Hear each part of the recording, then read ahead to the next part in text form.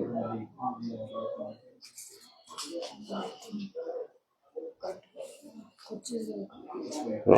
आहे. पाहा ना घे मग, मला माहिती आहे खुर्ची बसते का तुझी म्हणून नाही झालं. ठीक आहे, बोलायचं का?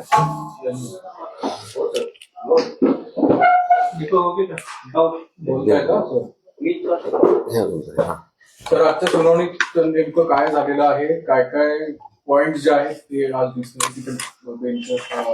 डायसवर मांडले.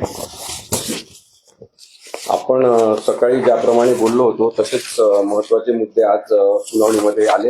त्याच्यात मुख्यतः धनुष्यबाण चिन्हाच्या मालकीबाबत सुनावणी अंतिमतः झालेली आहे असं आपण म्हणू शकतो. त्याच्यामध्ये सुप्रीम कोर्टाने अनेक तोंडी निरीक्षणं नोंदवले, काही प्रतिक्रियात्मक निर्देश सुद्धा त्यांनी दिले. म्हणजे प्रतिक्रिया त्यांनी सुद्धा काही व्यक्त केल्या असं आपल्याला दिसतंय. याच्यामध्ये सगळ्यात महत्वाचा मुद्दा जो नेहमी डिस्कस होतोय तो म्हणजे राजकीय पक्षच श्रेष्ठ आहे. राजकीय पक्षाचे जे प्रमुख असतील, ज्यांच्या ताब्यात पक्ष असेल तेच पक्षाचे निर्णय घेऊ शकतात, त्यांच्या सहीनीच पक्षाचे निर्णय होतात आणि राजकीय पक्ष श्रेष्ठ असल्यामुळे राजकीय पक्षावर ज्यांचा ताबा आहे त्यांनी घेतलेले निर्णयच हे मानले पाहिजे, कायदेशीर ते असले पाहिजे.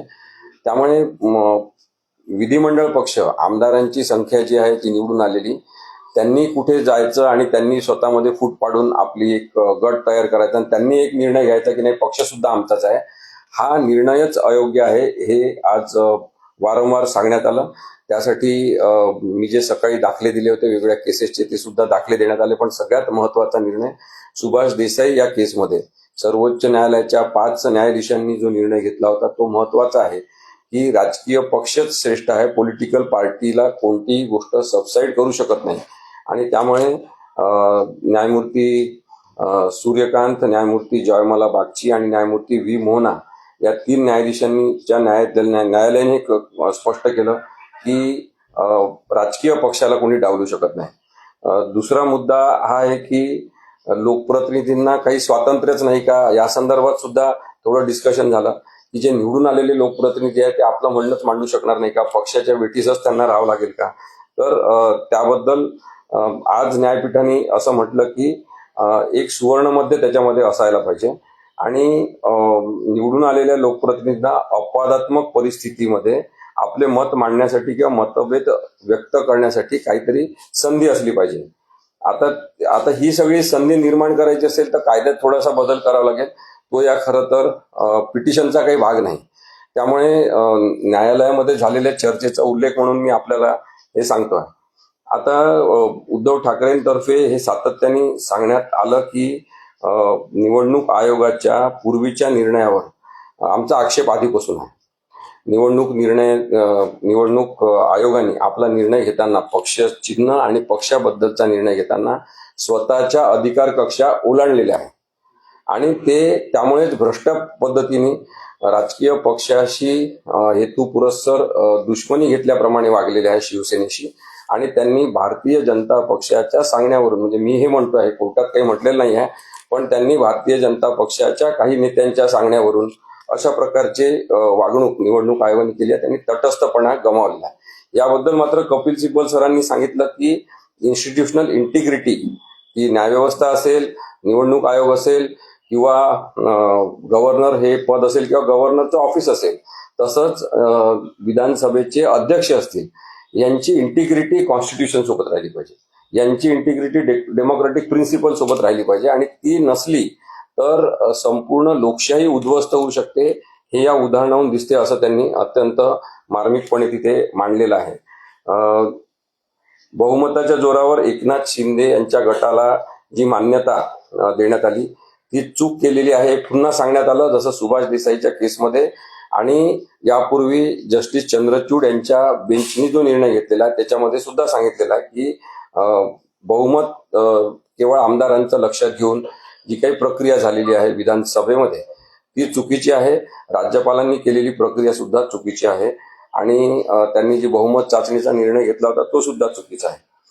पक्षांतर बंदी कायदा जो 10व्या अनुसूचीनुसार आहे त्याच्यामध्ये कोणत्याही विलिनीकरणाशिवाय पक्षाचा ताबा घेण्याची किंवा विधिमंडळातील फुटीला मान्यता देण्याची परवानगी नाही, हा युक्तिवाद सुद्धा करण्यात आला. आता यानंतर शिंदे गटातर्फे त्यांचे वकील पुढच्या तारखेला मांडणी करतील आणि पुन्हा काही मिनिटांचा कालावधी हा कदाचित 10-15 मिनिटांचा कालावधी हा आम्हाला सुद्धा दिला जाईल बाजू मांडण्यासाठी उद्धव ठाकरे यांच्या मूळ शिवसेनेतर्फे. तेव्हा कपिल सिब्बल सर आणि ॲडव्होकेट देवदत्त कामत हे पुन्हा काही मिनिटं बाजू मांडतील की उर्वरित मुद्दे जे आहेत ते कव्हर करण्यासाठी.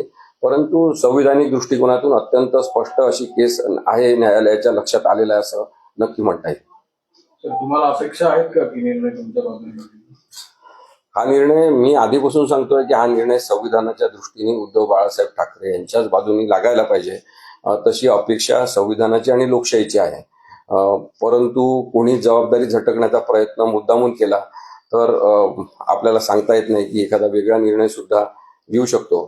कारण की मी हे सतत सांगण्याचा प्रयत्न करतोय की वकिलांचं काम आहे की त्यांनी न्यायालयाला न्यायापर्यंत घेऊन जाण्यासाठी, न्यायाच्या दरवाजापर्यंत नेण्यासाठी आणि सत्य दाखवण्यासाठी स्वतःच्या बुद्धिमत्तेचा वापर केला पाहिजे. न्यायालयावर असत्याचं पांघरून टाकण्यासाठी काही वकील हे काम करत असतात आणि जो विधिमंडळामध्ये विधानसभा अध्यक्षांसमोर निर्णय झाला, त्यानंतर जो निर्णय सुप्रीम कोर्टात झाला, या सगळ्यांमध्ये काही अत्यंत मोठी नावं आहेत ज्या लोकांनी आपल्या बुद्धिमत्तेचा वापर हा असत्य जिंकलं पाहिजे म्हणून केलेला असेल तर त्यांनी सुद्धा लोकशाहीची गूज राखावी असं मला वाटते. आणि लोकशाही राहिली तर आपण सगळं टिकणार सगळेजण.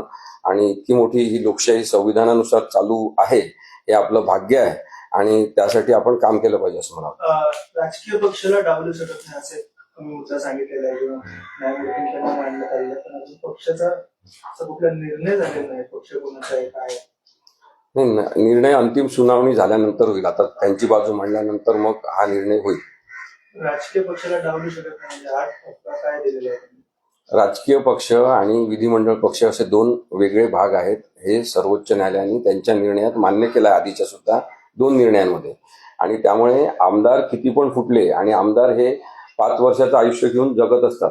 5 वर्षाचं आयुष्य झाल्यावर त्यांना पुन्हा निवडणूक लढावं लागते, निवडणूक जिंकावं लागते. काही जण निवडणूक हरतात, काही जण निवडणूक जिंकतात.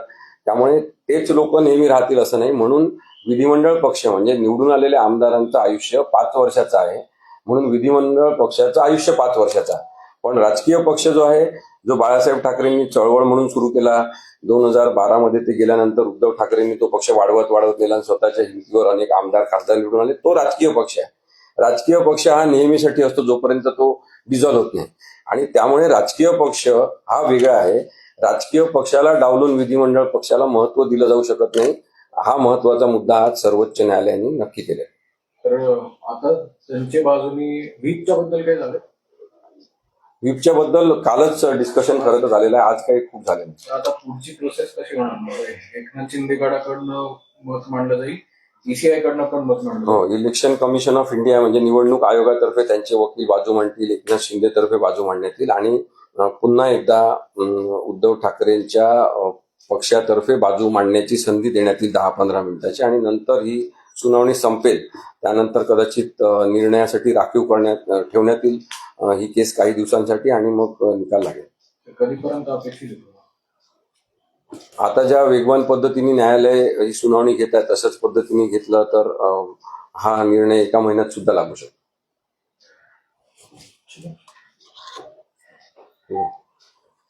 Thank you.